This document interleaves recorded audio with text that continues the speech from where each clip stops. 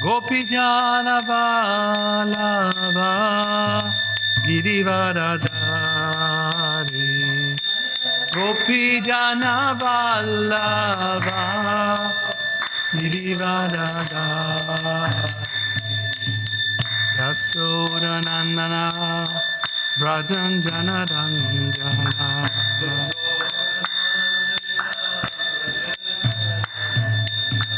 Yasodanandana Brajanjana Ranjana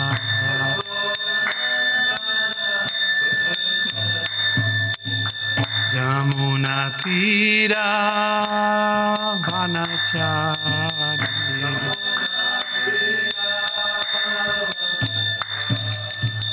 Jamuna Tira Vanachari Tira Vanachari Jaya Radha Madhava Kundya Vihari Radha Madhava Kundya Vihari Jaya Radha Madhava Kundya Vihari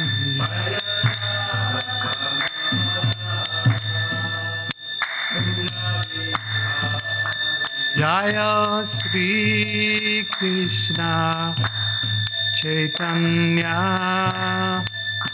Prabhu Nityananda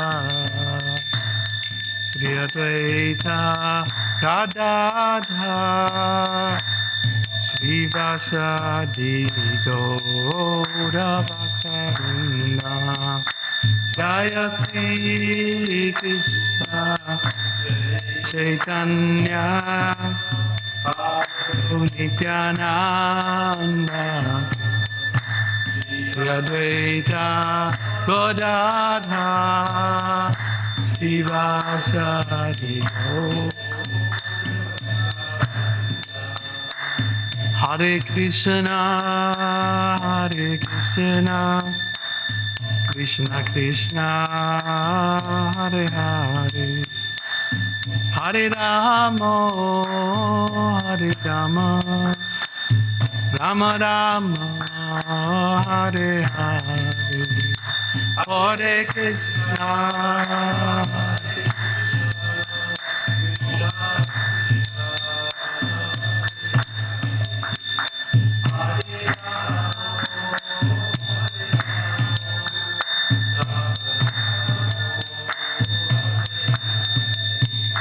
Hare Krishna, Krishna Krishna, Hare Hare, Hare Rama, Rama Rama, Hare Hare, Hare Krishna.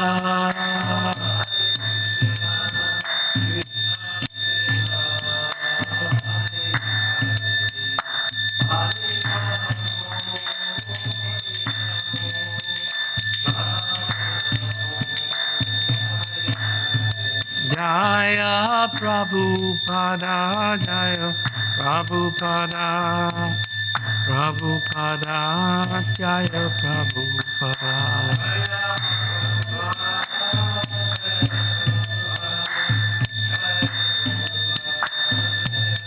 Nitai Gauda Haribo, Haribo, Haribo, Nitai Gauda Haribo.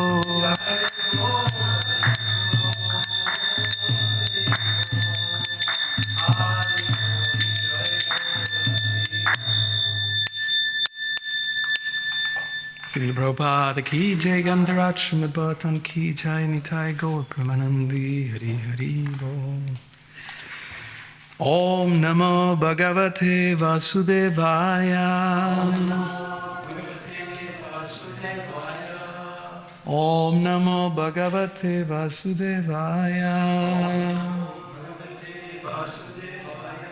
Om Namo Bhagavate Vasudevaya.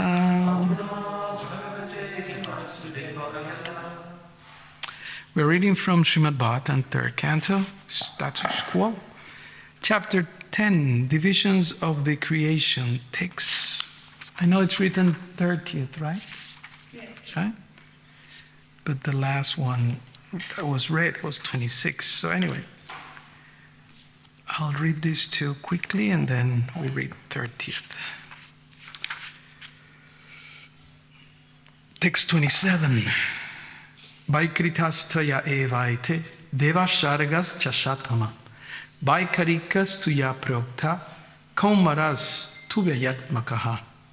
O good Vidura, these last three creations and the creation of demigods, the 10th creation, are Vaikrita creations, which are different from the previously described Prakrita natural creations. The appearance of the Kumara is both.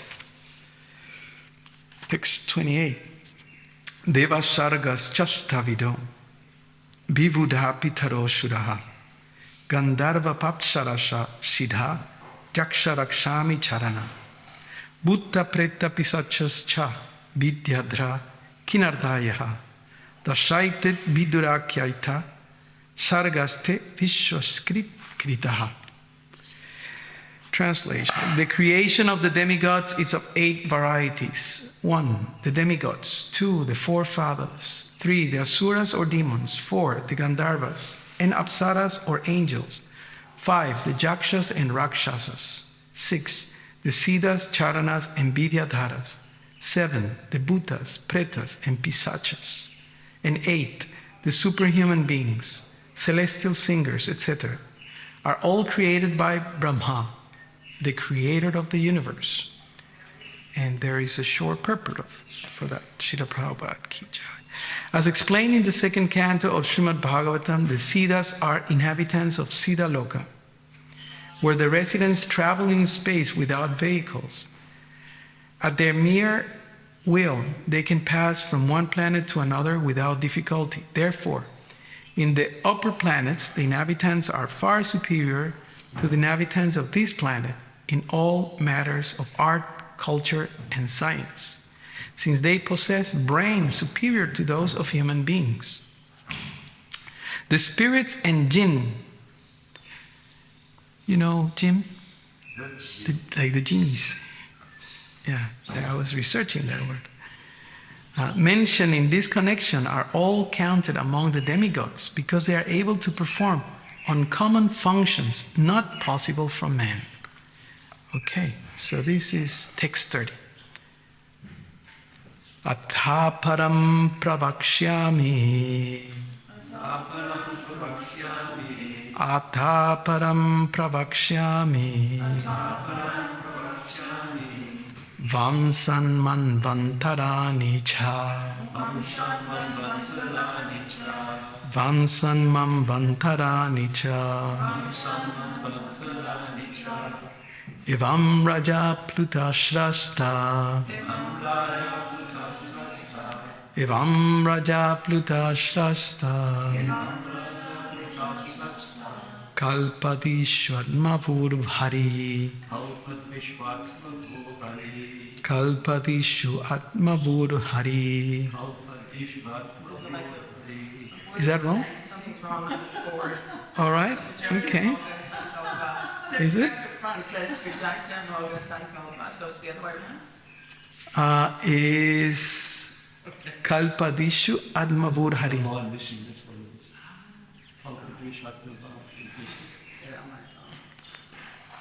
All right.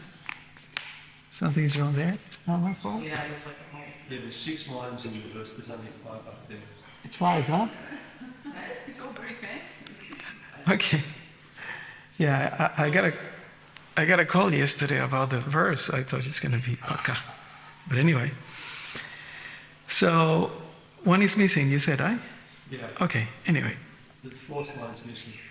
Okay, so let's go with the 5th one. Srijati Amoga Sankalpa. Srijati Amoga Sankalpa. Admaivatmana Atmana. Admaivatmanam Atmana. Atha param pravakshyami vamsanmam vantarani cha evam raja pluta shasta. This is the missing one, right? Kalpadi sharma virhari srijati amoga sankalpa admavai matna admavai manam atmana ataha. Here, param, after, pravakshyami, I shall explain, vamsan, descendants, manvantarani, different advents of manus, cha, and, evam, thus, raja plutaha, infused with the mode of passion, Shrasta, the creator, Kalpa Adishu, in different millenniums, Atma Buhu, self-advent, Harihi, the personality of Godhead, Srijati, creates, Amoga, unfailing, Sankalpaha, determination, Atma, Atmaeva, he himself, Atmanam, himself, Atmana, by his own energy. Translation. Now I shall describe the descendants of the Manus, the creator Brahma, as the incarnation of the passion, mode of the personality of Godhead, creates the universal affairs with unfailing desires in every millennium by the force of the Lord's energy. Purport by Srila Prabhupada. The cosmic manifestations is an expansion of one of the many energies of the Supreme Personality of Godhead. The Creator and the created are both emanations of the same Supreme Truth, as stated in the beginning of the Bhagavatam, Janmadi Asyajataha. Thus end the Bhaktivedanta purports of the 3rd canto, 10th chapter of the Srimad Bhagavatam, entitled Divisions of the Creation. Om Jnanatimidandasya Jnananjana Salakaya Chaksurun Militam Jena Tasmai Sri Gurave Namaha. Namam Vishnu Padaya Krishna Prasthaya Bhutale Srimate Bhaktivedanta Swaminiti Namine Namaste Saraswati Deve Gauravani Pracharine Nirvisesha Sunyavari Paschatya Deshatarine Vanchakalpataruvyaschа Kripa Sindhuvya Evacha Patitanam Pavanevyo Vaishnavevyo Namo Namaha. So we have concluded reading 10th chapter of Srimad Bhagavatam, 3rd canto, called Status Quo. Status quo, it's a Latin phrase which means how things are set.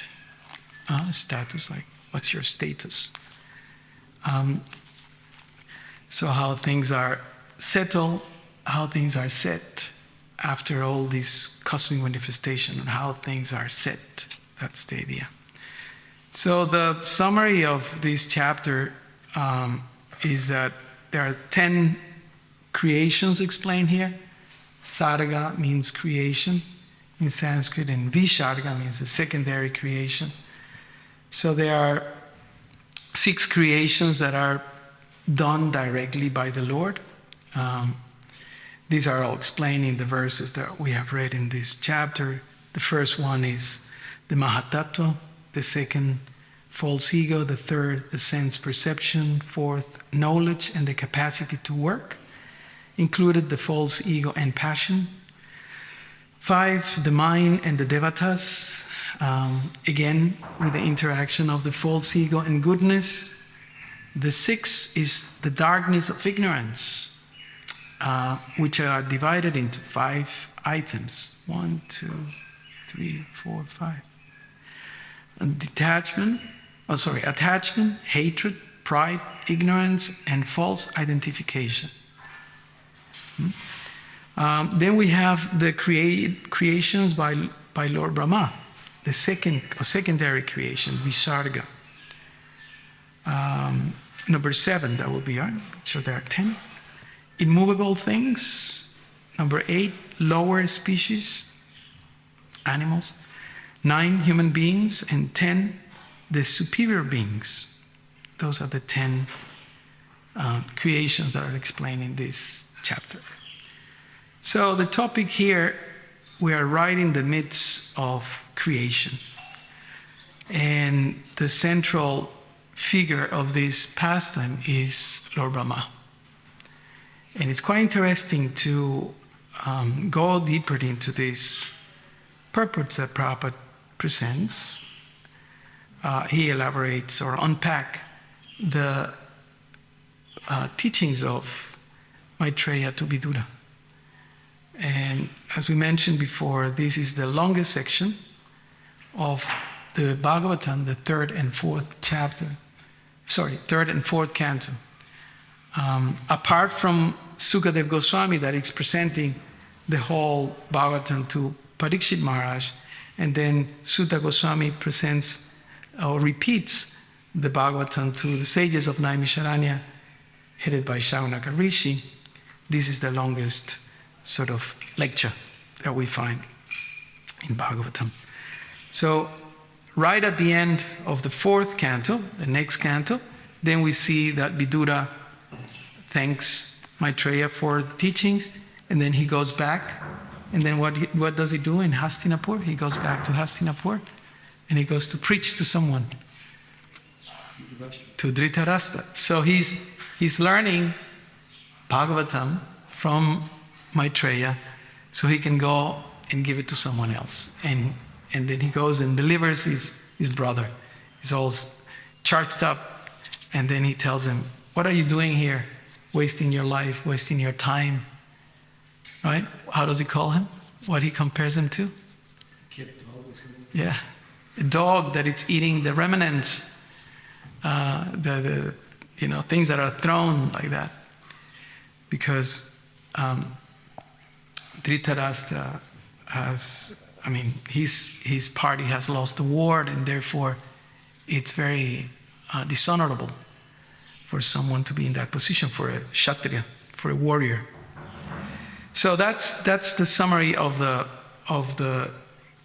third canto, and linking it with the fourth canto. And here the exact explanation of details about the creation are given. Who does what and how, and even it's going to get more detailed once Kapiladev starts presenting the knowledge, transcendental knowledge of Bhagavatam to his mother Devahuti. So the question in this section is about creation, but mainly the focus of our reading here, or the presentation of the Bhagavatam, is Lord Brahma. Lord Brahma is the head of our Sampradaya, and he is the creator, and sometimes called by Prabhupada the secondary creator, right? He's the one who takes charge. If you want to build a house, sometimes you may build it yourself, but normally you have to hire an engineer, you have to hire a company, or an architect, and people like that, and then they do it for you. That's the common thing, right? So here we have Lord Brahma doing the different things,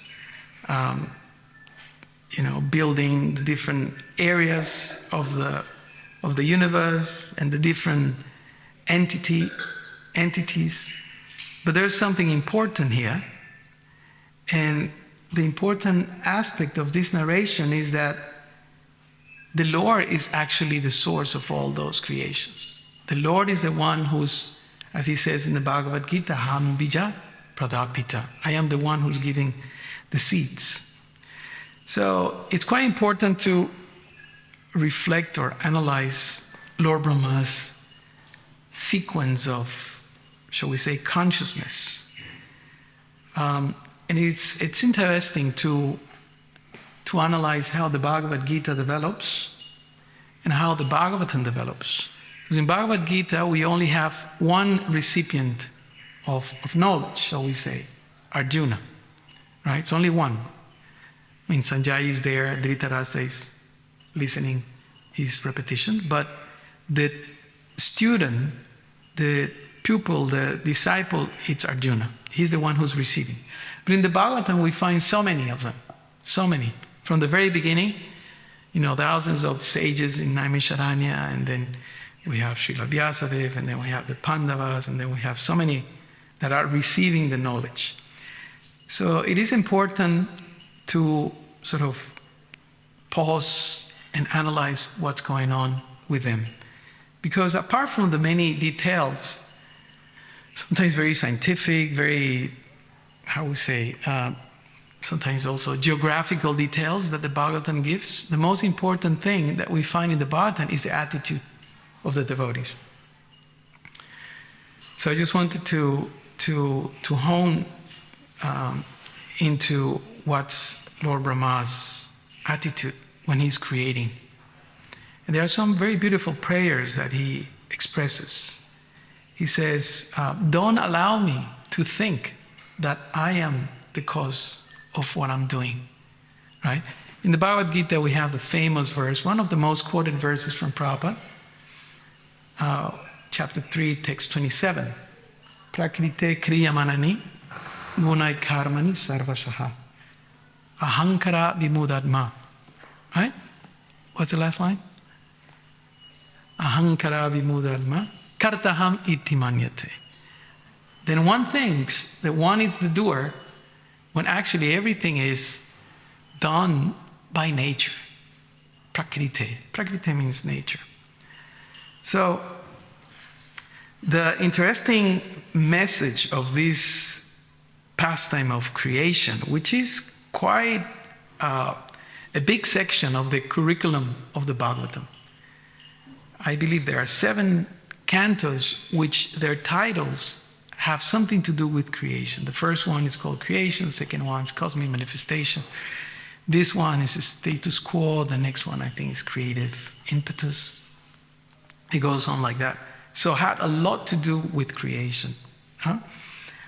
Up until Prabhupada says, by the 9th canto, we have to be God realized. So if we have read until 9th canto, we have to get a certificate that we are God realized. If we are applying those teachings, of course. So the sequence of Lord Brahma's consciousness, what happens? There is similarities with Arjuna. What happened with Arjuna in the beginning of the Bhagavad Gita? He was confused. He was lost. He didn't know what to do. That was Arjuna's situation. Srila Prabhupada comments in those purports that he is representing all the living entities. Why? Because all we are perplexed, all we are suffering. And at some point or another, we lament. Right? So Lord Brahma was manifested from the navel of the Supreme Lord. Another name for Lord Brahma is Swayambhu.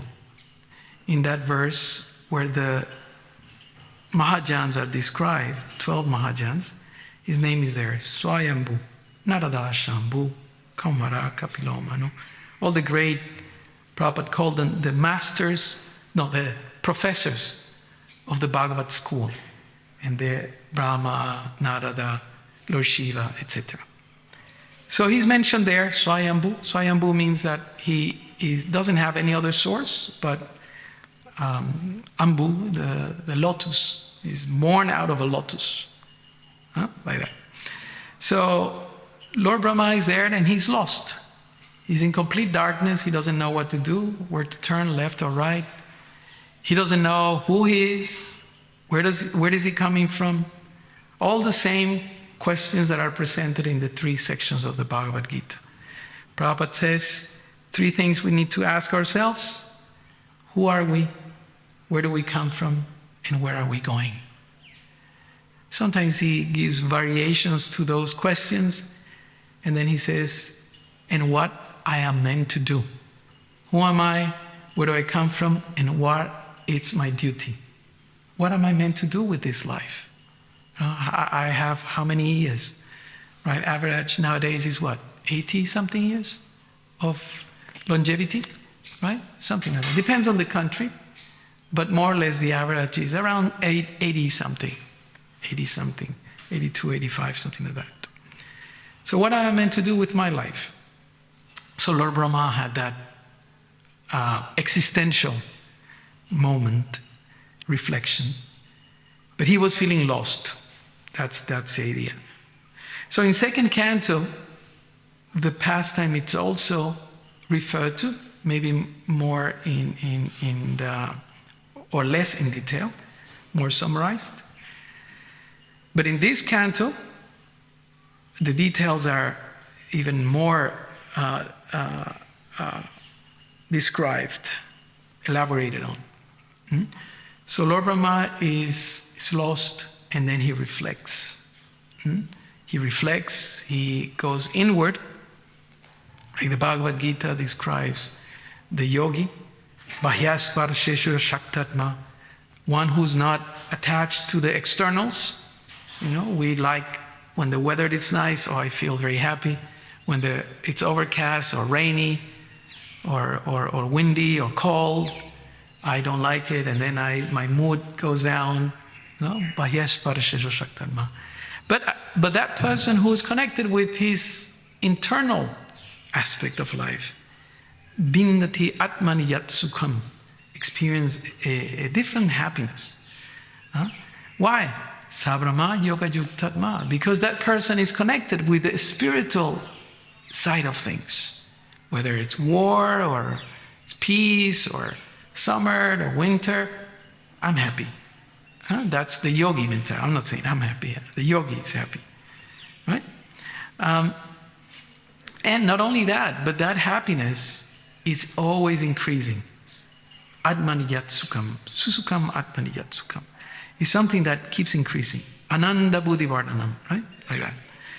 So he reflects. Lord Rama reflects. What should I do? What should I think? One of the main topics of the Bhagavad Gita is how to think. We have thousands and thousands of thoughts per day. Some scientists say 6,000, 8,000, 10,000, up to 80, 90,000. Have read many references to the thousands of thoughts that we have per day. It's almost impossible to calculate how many. So how to think? So he stops everything. He stops his wandering, mental wandering, and then he goes in. And then he's able to connect to that place of wisdom, chitta or chit. And then he gets a message. He gets a sign. Give me a sign, right? Says the song, right? Give me a sign. So the sign comes. And the sign comes in the form of sound. And that sound or that message, that instruction, that direction says tapa. Tapasya. Tapa means austerity, discipline. What else? Self-control. Right? Self-control. Right? So tapa, that's the idea. And once he receives that and he realizes, yes, this is what I have to do. You have those times in your life or in our life when we are wondering, what should I do? Should I do this or that, or go here or there, etc. And then you get a message, and then you get a confirmation, and then you get that realization. Realization means it becomes real. This is what I have to do. I have to take up spiritual life. I have to do this or that. And then you commit to it. So Lord Brahma commits to it. This is what I'm meant to do. I'm meant to control my senses, and he meditates for a long, long time. What is it, 100 years, celestial years, right? Or thousands. Sometimes all these pastimes are mind-boggling because for so long it's just inconceivable. Can hardly sit tight for more than an hour.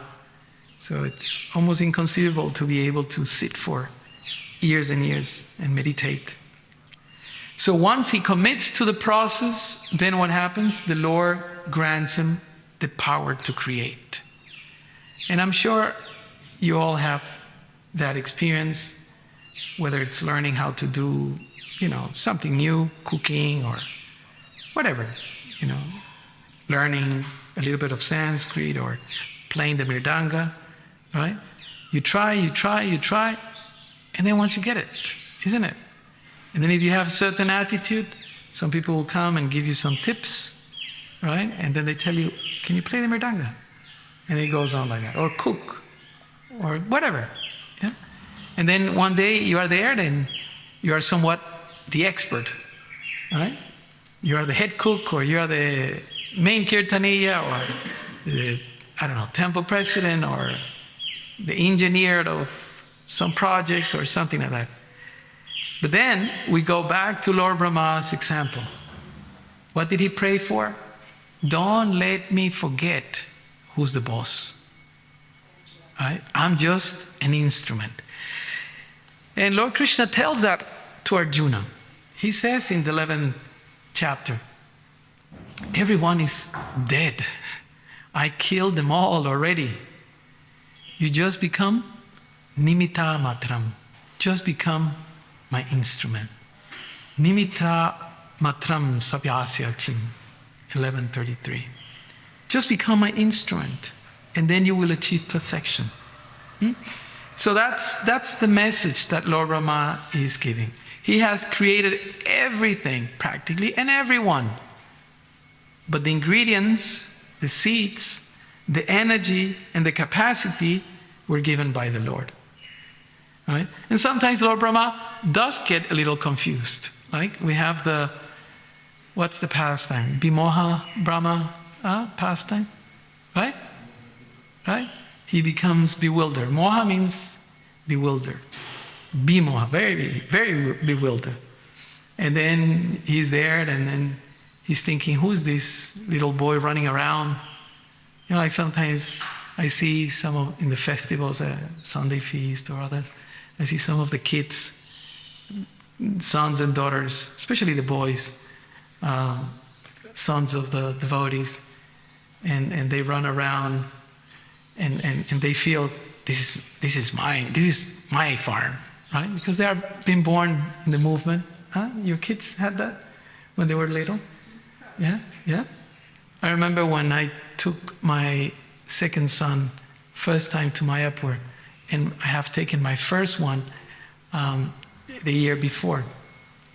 So we arrived in Mayapur, traveled throughout the night, and they were so excited they couldn't even sleep, and take a shower and get ready for going to the morning program. And there was the veranda, and then they both woke out. One was 10 years old, the other one 12. And then my eldest son told my youngest one, he says, "Look, Gopal, see all that?" He was signaling all the horizon pretty much. He says, "We own everything." He said like that. And I just heard that. We own everything. And we even got guards and elephants, and we own everything. And the other one was just like, we own everything. ISKCON, Prabhupada, whatever.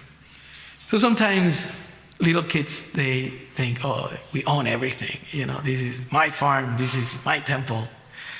Not necessarily wrong, but yeah. So like that, Lord Krishna was playing in Vrindavan, goofing around with his friends and doing silly things, and Lord Brahma with his 4 heads observing this, and everyone worshipping Krishna in spontaneous love and devotion. He's not God there. He's just one of ours, right? One of us. And let's steal his lunch, and let's poke him, and let's give him a lesson, sometimes wrestling or something like that, challenge him like that. And then Lord Brahma thought, who's this little boy? And then, the story. and then he takes away all the cowherd boys and the calves they were looking after. And then Krishna immediately manifested his magic, and all the cowherd boys and calves were replicated, duplicated, and they became even more loving and more attractive for their own parents, right, than the original kids. And they were like, how so much love that I'm feeling for my boy, or attraction to the calves, because they were Krishna themselves. So in this way, Krishna showed that Lord Brahma may have 4 heads, but who cares? I am the boss. That's the idea. And we can see that sequence also in the Bhagavad Gita. The Bhagavad Gita talks about the creation, but very briefly. Prabhava, pralaya, creation and annihilation. Especially if we study scrutinizingly the beginning of the seventh chapter, knowledge of the Absolute, and also 13th chapter. There we find the details how Krishna creates everything. Bhumira, Ponalo, Vayu, all these things are mine, my separated energies, right? And then the living entities also are my energies. They are part of my internal energy, like that. And then in 13th chapter, he explains how he enters in the form of supersoul, right? And Prabhupada gives a class on the seventh chapter. Quite interesting. I always remember the middle section of the Bhagavad Gita as who's the boss. That is, And many years after, maybe more than 10 years, once I came across a class that Prabhupada gives. I believe it's in San Francisco. I have the copy of it. And Prabhupada says in that lecture, who is the boss? After, more than 10 years that I have written that, I found that Prabhupada did say it. Because that's the sequence. Who's the boss? And the first thing that we need to understand in order to understand who's the boss is his energies. And that's why creation is so important in the Bhagavatam. If we do not understand this world, which is sometimes called avidya or ignorance, we will be confused. Right? That's the idea. And that's why different shastras do recommend that we study this. We study who's the source of everything. And we may say, okay, Krishna, okay, the Lord, God, whichever name you want to give him. Right? And he says that repeatedly. Etat jonini bhutani. I am the source of everything. I am the maintainer of everything. Mayi sarvam idam protam, chapter 7. Right? And at the end he says, I'm adidhaivam, adibhutam, adidhaivam, adijagya. Meaning I am the creator, I'm the controller, and I am the enjoyer of everything.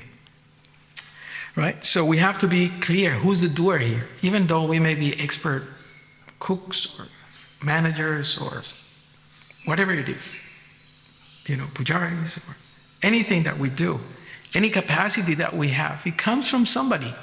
We learned from somebody, that skill or that talent, it came from someone. That's why I believe it's Mahabharata, that it is said that as soon as you wake up, before you step on the earth, you should thank Mother Earth for the service of holding you. Imagine what a consciousness. We are not even thinking, right? I just get down on my bed and that's it. But the consciousness is such that we offer obeisances to Mother Earth for holding us. I mean, we don't even think, but we are floating right now, for example, right? We're floating. Yes or no? You hesitated there. We are floating. Imagine, this planet is floating. Why is it floating? How is it floating? Kind of magic. So many things that we may not be conscious of. The sun rises, the moon rises. we have air, we have so many things for free. Huh? Who is the boss? Who maintains everything? And who's the real doer? So, the Shastras explain that we need to learn about this world. And one may say, I, for sure, for many, many years have asked, why do we have to study these details, right, of creation and this type of living entity, this other living entity, and now it's going to get even more complicated, more complex. You know, the atom. The next chapter is called Calculation of Time from the Atom. Very technical, very scientific. So prepare your neurons for what's coming. So sometimes we may ask, oh, why do I have to learn this? And the reason is, as explained in the Sri Ishupanishad, that we need to learn Vidya and Avidya hand by hand, one next to each other. This is what the Ishupanishad says. Those who are engaged in the culture of nescient activities shall enter into the darkest region of ignorance. Worse still are those who are engaged in so-called culture of knowledge. So in that section, Srila Prabhupada explains that there are two things. Prabhupada says in the beginning, in this mantra there is a comparative study of Vidya and Avidya. Avidya or ignorance, it's undoubtedly dangerous. But Vidya or knowledge, when mistaken or misguided, is even more dangerous. Pretty interesting, eh? So ignorance, we know, okay, all right. But knowledge, when it's mistaken or misguided, it's even more dangerous. So those who present knowledge or wisdom, but they are not properly guided, therefore misguided. Prabhupada explains, misguided means by your own speculations, by my mind, intelligence, or somebody else's mind or intelligence, unless they are self-realized souls, based their realizations on Shastra, Guru, Krishna, like that. In modern human civilization, this explanation of Sri Ishupanishad is more applicable than at any other time in the past. Modern civilization has advanced considerably in the matter of mass education, and yet the result is that people are more unhappy. How is it possible that people are rich, beautiful, educated, and they're unhappy? How is it possible? Huh? More unhappy than before on account of too much stress on material advancement. And I always say this, every day when I work, I just get 7 to 8 calls per day. People that are struggling with the stress. Every single day. Sometimes I think, oh, I'm sure tomorrow is going to be an easy one, cruisy. No, as soon as I open my calendar, it's already booked for sometimes 2-3 weeks in advance. And every time I pick the phone and call them, and I said, so, I don't know what's the background of your call, but tell me what's stressing you. And they go on non-stop for 20 minutes. Right? So, proven. And Prabhupada wrote this, more than 50 years ago. Without any taste for the most important aspect of life, the spiritual aspect. This is what Prabhupada explains. Vidya and Avidya, chapters 9, 10, and 11. The Ishupanishad continues. The wise have explained to us that one result is derived from the culture of knowledge, Vidya, and it is said that a different result is obtained from the culture of Nishians. Is that how you pronounce it? Nishians? Yeah, some people say Nishines, maybe in the States. Mantra 11. Only one who can learn the process of Nishians and that of transcendental knowledge side by side can transcend the influence of repeated birth and death and enjoy the full blessings of immortality. Once I was able to stop my crazy mind of running too fast here and there, and attentively listen to what Prabhupada is teaching us, what the Shastra is teaching us, then I realized that's why Bhagavatam teaches so much about creation. Because this creation and the energy of this world is what it's called by Bhaktivinoda Thakur, the witch of Maya. The magician, can make you think, oh, happiness is here, and then you run like a fool, and then you fall on the ditch. Right? That's how it is. That's why we need to learn about this material world. I can say categorically, hopefully not, we say in Spanish, speeding to the sky, that we haven't done that, and therefore we, myself included, have committed so many mistakes, crashes, offenses, and then our progress, it's, curtailed, it's stopped. I could have done so much more advancement, and I'm here, I'm still struggling with the same basic things. And just to finalize, another confirmation of this point of avidya, because as I said, the question may be, why do I have to learn about this material world? This is avidya, this is Maya. But Maya has several translations. Maya can mean energy, Maya can mean mind, and Maya can mean also illusion. Like that, Krishna uses in those three ways the word Maya in the Gita. So we may think, why do I have to learn about Maya? I just don't care. I just, chant Hare Krishna and take a lot of prasadam and chant Hare Krishna and be happy, and I go back home, back to Godhead. Hold on a minute. Not so easy. Upadeshamrita warns us. They say, Syat Krishna nama charitadi sitapi avidya. Translation: the holy name, character, pastimes, and activities of Krishna are all transcendently sweet, like sugar candy. Although the tongue of one afflicted by the jaundice of avidya, ignorance, cannot taste anything sweet. It is wonderful that simply by carefully chanting these sweet names every day, a natural relish awakens within his tongue, and his disease is gradually destroyed at the root. So Prabhupada explains in this purports of the Nectar of Instruction, Upadeshamrita by Rupa Goswami, that we need to learn about this world, but we need to learn how to be detached of it. Because we may learn things about the world and we think, oh, it's wonderful, let me stay here. Right? That's like, I heard this example, like, what do you call those, raffles? Raffles, right? That, you buy a ticket or something. And you buy a raffle in the prison house, right?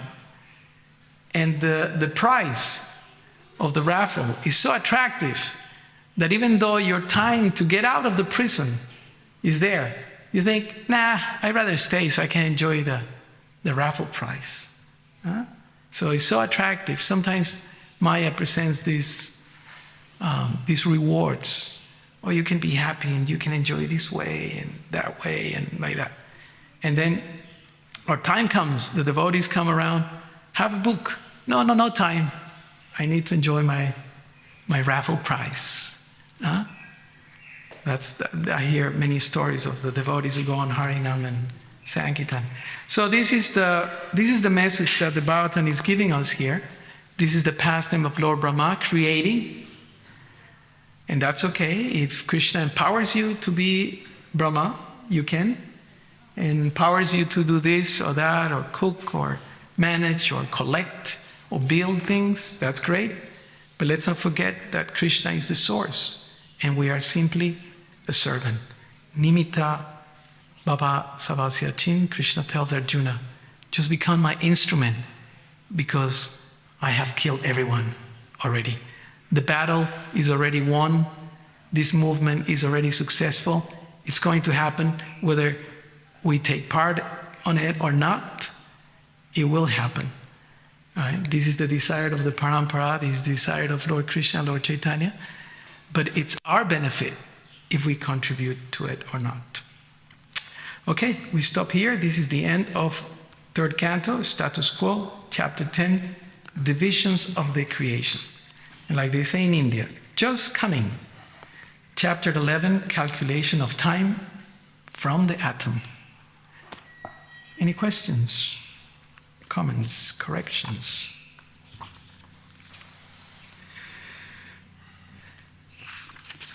Srila Prabhupada ki, Srimad Bhagavatam ki, Nitai Gaur Premanandi Hari Hari.